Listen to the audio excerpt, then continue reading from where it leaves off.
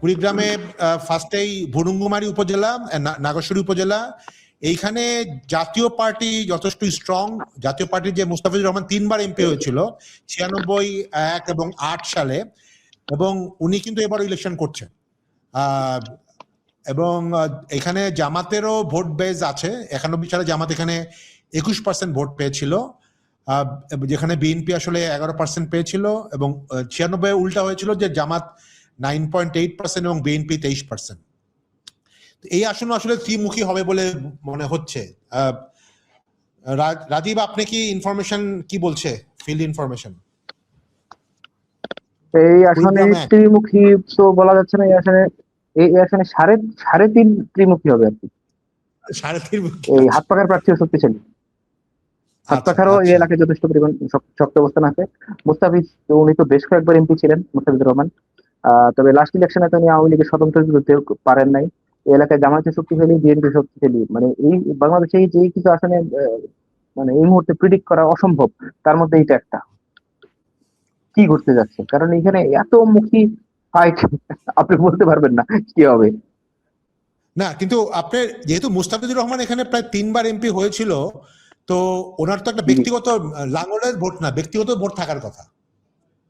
3বার না, আরো বেশি হয়েছে। উনি 91 এর পার্লামেন্ট একবার বোধ হয় বাই ইলেকশন আসছিল, 96 আসছিল, 2001 আসছিল, 2008 আসছিল, 18 আসছিল, 5বার সম্ভবত। আচ্ছা, আমি বাই ইলেকশনটা কাউন্ট করছি না, আমি জাস্ট মেইন ইলেকশন কাউন্ট করছি। আচ্ছা, তাহলে আপনি কি প্রেডিক্ট করবেন? যদি করতেই হয় তাহলে প্রেডিক্ট করবেন, একটু গ্যাম্বলিং করলেন না? তার মামা এমপি ছিল, স্ট্রং ক্যান্ডিডেট। আচ্ছা, হ্যাঁ রাজীব, একটা চুজ করেন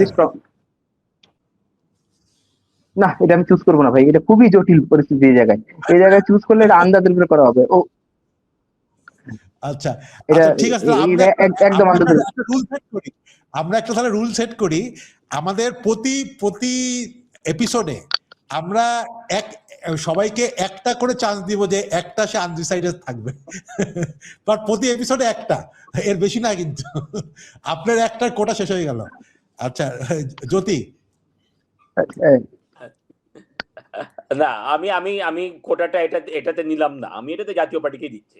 এটাতে 3.5 মুখী তো বটেই, মানে খুবই কমপ্লিকেটেড, ডেফিনেটলি। কিন্তু থেকে আমার একটা থিওরি আছে আর কি। সেটা হচ্ছে যে আপনার এই ধরনের যখন 3-4 মুখী ফাইট হয়, এক্সপিরিয়েন্স মেক্স এ ডিফারেন্স। এবং বিএনপির প্রার্থী তো নতুন, জামাতের প্রার্থীও আমি যতটুকু করতে পারতেছি, আই কুড বি রং, কিন্তু নতুন মনে হয় আর কি। হ্যাঁ, সেখানে নতুন সেটাই আর কি। So experience makes a difference. কারণ হচ্ছে যে এখন এই তিন মুখী 4 মুখী ফাইটে আপনার প্রত্যেকটা ওয়ার্ডে, প্রত্যেকটা গ্রামে, প্রত্যেকটা পাড়ায় মানে মেক্স এ ডিফারেন্স আর কি। কার সাথে কথা বলতে হবে, কাকে ম্যানেজ করতে হবে, টাইপের জিনিস। এই জিনিসগুলি আসলে ন্যাশনাল পলিটিক্সের সাথে কোনো কিছু ডাজন্ট ম্যাটার। ন্যাশনালি হয়তো আমি আর রাজীব কমপ্লিটলি মানে দুইটা আলাদা পার্টির, কিন্তু ওই লোকাল ইয়েতে গিয়ে দেখা যাবে যে এরকম যে রাজীব আর আমি একটা ডিল করে নিলাম যে ভাই আপনাকে এটার জন্য এটা দেওয়া হবে। সো এই জিনিসগুলোই বোধহয় লোকাল এমপি, যিনি 3বার এমপি হয়েছে, 4বার এমপি হয়েছে, তার জানার কথা। ওই বেসিসে আমি এটা লাঙ্গলকে দিচ্ছি। ওকে, আমিও কুইকলি আসলে শেষ করি এটাতে। আমিও আসলে মনে করতেছি যে যথেষ্ট এক্সপিরিয়েন্স যেহেতু মুস্তাফিজুর রহমান, ওনার বাই দ্যাট টাইম নিজের একটা ভোট বেস হয়ে যাওয়ার কথা, এবং ওনার হয়তো যদি 3.5 মুখী ইলেকশন হয় 30% ভোটেও আসলে সে জিতে যেতে পারে। তো মানে he doesn't need to sweep আর কি। তো সেই পার্সপেক্টিভে আমিও এইটাতে মুস্তাফিজুর রহমানকে, লাঙ্গলকে আসলে এগিয়ে রাখছি। আমার যদি প্রেডিকশন তাহলে লাঙ্গল থাকলো, আর রাজীব এখানে কোনো প্রেডিক্ট করছে না। আমরা তাহলে একটু কুড়িগ্রাম 2-এ যাই। রাজারহাট উপজেলা, ফুলবাড়ি, কুড়িগ্রাম সদর। এই ক্ষেত্রে জাতীয় পার্টি সবসময় শক্তিশালী ছিল, সব কুড়িগ্রাম আসনের মতনই। এরশাদ নিজে এই আসনে নির্বাচন করত, এবং জাতীয় পার্টির পনির উদ্দিন আহমেদ 2018-তে এমপি নির্বাচিত হয়েছিল, যদিও তার বিরুদ্ধে রাঙা সাহেবকে ঘুষ দেওয়ার একটা অভিযোগ ছিল, এবং মনে হয় দুদক এটাকে এখন এটাতে কাজও করছে। এখানে সোহেল হোসেন কায়কোবাদ বিএনপির আহ্বায়ক, তিনি এই জেলার ছাত্রদলের সভাপতি ছিলেন। এনসিপির এই আসনে একজন প্রার্থী আছেন, জামাত তাদেরকে ছেড়ে দিয়েছে, এবং সে অনেকদিন ধরেই কাজ করতে ডক্টর আতিকুর রহমান মুজাহিদ। বাট যেটা বোঝা যাচ্ছে বা যত খবর এসছে সেটা হচ্ছে কায়কোবাদ এবং ডক্টর আতিকুর রহমান মানে এনসিপি এবং বিএনপির মধ্যেই বোধহয় হতে পারে এই মূল প্রতিদ্বন্দ্বিতা। রাজীব, আপনি কি মনে করছেন প্রতিদ্বন্দ্বিতা কার কার মধ্যে হবে এবং কে জিততে পারে? আমি এই আসলে বলবো যে এটা আমার হিসেবে এনসিপি, কারণ আতিক মুজাহিদ পার্সোনালি পরিচিত ছেলে এবং সে অনেক দিন যাবত এলাকায় কাজ করছে, তার নিজের একটা সংগঠন আছে এনসিপি। সারা বাংলাদেশের যেই অল্প কয়েক জায়গায় সংগঠন আছে সেখানে এটা একটা প্লাস হচ্ছে আপনার ইয়ের ভোট, জামাতের ভোট যুক্ত হচ্ছে এই সঙ্গে। এই সব মিলিয়ে এই দুইটা ভোট মিলে আতিক এবং এনসিপি, আতিকের পার্সোনাল যে সংগঠন এবং যে এনসিপির ভোট, এবং আতিক খুব পরিচিত ফেস এলাকার মধ্যে, ওকে নিয়ে একটা প্রাউড আছে। তো ডক্টরেট করা একটা ছেলে, ইয়াং, ওখানে একটা ক্রেজ আছে, লাইক হানান মাসুদ বা হাসনাদের মতো। তো আমি এই জায়গায় এনসিপি, মানে এবং পনিরকে নিয়ে কন্ট্রোভার্সি আছে। আতিক কি এনসিপির মানে মানে জুলাই আন্দোলন হওয়ার আগে থেকেই এই এরিয়ায় অনেক অ্যাক্টিভ ছিল? রাজীব, এখানে কি সরি আমি বুঝতে পারিনি। জুলাইয়ের আগে থেকেই অ্যাক্টিভ ছিল নাকি? জাস্ট আপনি কি জানেন? না না, আতিক আগে থেকেই একটা এলাকায় পরিচিত ছেলে, আচ্ছা, কুড়িগ্রাম শহরে পরিচিত ছেলে। ওই সামাজিক আন্দোলন করতো, নানান নানান নানান মুভমেন্টে থাকতো। ওকে ওকে, তাহলে আপনি পেইড করছেন এখানে আতিক। জ্যোতি? আমিও আমিও মনে হয় সেই একই এটা করছি এনসিপি। Okay fine. হ্যাঁ, আমিও মনে করি আসলে এনসিপির যতটুকু আমি খবর পেয়েছি বা এনসিপির নিজেদের লোকজন থেকেও, যে 30টার মধ্যে আসলে যদি 3টা কি 4টা পায় ম্যাক্সিমাম, যদি ওয়ার্স্ট কেসেও, তাহলেও আসলে এনসিপির হয়তো আতিক তার মধ্যে থাকার কথা। তো আমিও আসলে মনে করছি যে রাজীব এবং জ্যোতির সাথে একমত যে এখানে হয়তো এনসিপি শেষ পর্যন্ত জিতবে। তো আমাদের 3 জনের প্রেডিকশন তাহলে এক্ষেত্রে আমরা এখানে আরেকটা জিনিস কুইকলি অ্যাড করছি, হ্যাঁ, সেটা হচ্ছে যে যদিও আমরা জাতীয় পার্টি মনে করেন আগের সিটটাতে জাতীয় পার্টিকে দিলাম অথবা কাদেরকে দিয়েছি, হ্যাঁ, এইখানে জিনিসটা হচ্ছে যে আপনার এই Poniruddin Ahmed has not been as active. হ্যাঁ, সো দ্যাট ইজ এবং তার সাথে কন্ট্রোভার্সিও আছে, তার ব্যাপারে কন্ট্রোভার্সিও আছে, হ্যাঁ, এক্স্যাক্টলি। সো জাতীয় পার্টি তো আর ন্যাশনাল কোনো ভোট নাই এখানে। আপনার ওই লোকাল লেভেলে এরশাদের লেগেসি রাখতে গেলে পরে আপনাকে তো নিজেও ওখানেও মাঠে গিয়ে আপনাকে দেখাইতে হবে যে এরকম আপনি কিছু করতেছেন টাইপের, সেটা এখানে নাই।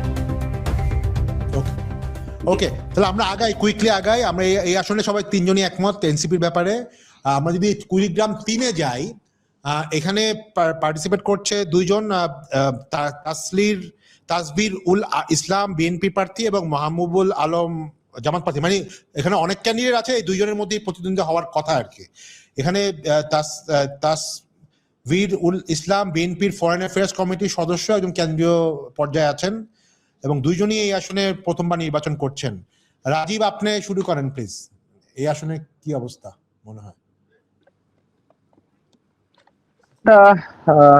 আমি বলবো যে মাহবুব সালিহি, যিনি জামাতের ক্যান্ডিডেট, উনি তো বিদেশ ছিলেন দীর্ঘদিন, যুক্তরাজ্যে ছিলেন। উনি 16-17 বছর পরে দেশে আসছেন। জামাতের সংগঠনই ওনার ভরসা, এর বাইরে ওনার পার্সোনাল সংগঠন নেই, বা পার্সোনাল যে প্রার্থীর যে ক্যারিজমা থাকে সেটা ওনার নাই। তো আমি মনে করি যে এই আসনটা বিএনপি পেতে পারে, কারণ তাসবিরুল ইসলাম যে উনি এলাকায় ছিলেন এবং ওনাদের যে ফ্যামিলি একে এম মাইদুল ইসলামের, ওনাদের পরিবার বেশ প্রভাবশালী ওই এলাকায়। মানে ওনার ফ্যামিলি কখনো এমপি ছিলেন, এমপি হিসেবে ছিলেন? হ্যাঁ, ওনাদের রিলেটিভ আত্মীয় এমপি মন্ত্রী ছিলেন, একে এম মাইদুল ইসলাম এরশাদের মন্ত্রী ছিলেন, জিয়া রহমানের মন্ত্রী ছিলেন। আচ্ছা, okay okay. Jyoti? BNP. So এটা this is a legacy candidate আর কি। আপনার মানে ওই যেটা মানে রাজীব যেটা বললো আর কি, বললেন যে আপনার স্ট্রং ফ্যামিলি ব্যাকগ্রাউন্ড। যদিও উনি নতুন এবং যদিও বিএনপির এখানে হিস্টোরিক্যাল নাই, কিন্তু জাতীয় পার্টি এবং আওয়ামী লীগ কেউই তো আর ফিল্ডে নাই। সো সেই সেন্সে বিএনপির ওনার আর কি মানে মাইদুল ইসলাম এরশাদের মন্ত্রী ছিলেন, and then it's a established family, পুরনো Muslim League family. So I think এখানে বিএনপি ক্যান্ডিডেট। ওকে, আমিও তাহলে আপনাদের সাথে কনভিন্সড যে উলিপুর উপজেলার কুড়িগ্রাম 3, এখানে বিএনপি এটা সম্ভাবনা সবচেয়ে বেশি। তো এটা আমরা বিএনপিকে রাখছি 3 জনই।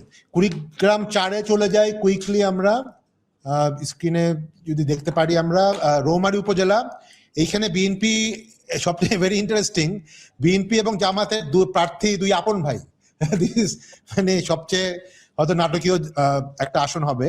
এবং জামাত 91 সালে 21% ভোট পায়, 96 সালে 16% ভোট পায়, বিএনপি থেকে বেশি ভোট পেয়েছিল আলাদা যখন ইলেকশন তারা করেছে। এবং জাতীয় পার্টির প্রার্থীও এখানে আছেন একজন ফজলুল হক মন্ডল, আগে উনি আওয়ামী লীগের পক্ষে নির্বাচন করেছে উপজেলা নির্বাচনে। এবং যেটা বোঝা যাচ্ছে যে ফজলুল হক মন্ডল জাতীয় পার্টি আওয়ামী লীগের ভোট কিছু হলেও টানবে এবং ত্রিমুখী আসনের লড়াইয়ের সম্ভাবনা আছে। রাজীব, আপনি যদি এখানে একটা প্রেডিক্ট করেন। আমি যদি একদম সংক্ষেপে বলি তাহলে যে এটা যে রৌমারী এলাকা, এটা জামাত অধ্যুষিত এলাকা, এই আসনটা জামাত জিতবে। তারপরে হচ্ছে এখানে ফ্যামিলি ফ্যাক্টর কাজ করবে না, কারণ দুই ভাই একই পরিবার, ছোট ভাই বড় ভাই, এখানে আর অন্য কেউ নাই। আর জাতীয় পার্টির প্রার্থী আওয়ামী লীগ থেকে আসা এবং জাতীয় পার্টিতে আসা, এখানে জাতীয় পার্টি এবং আওয়ামী লীগের যে ভোটটা আছে সেই ভোটটা বিএনপিতে যাওয়ার সম্ভাবনা দেখতেছি না, যেহেতু এই জায়গায় জামাতের আগে থেকে স্ট্রং প্রেজেন্স ছিল এবং 5 আগস্টের পরে যেসব জায়গায় তারা খুব ফোকাসড হয়ে কাজ করেছে, এটা তার একটা, এটা জামাত জিতবে, এটা আমি কনফিডেন্টলি বলতেছি। যদি আই এগ্রি।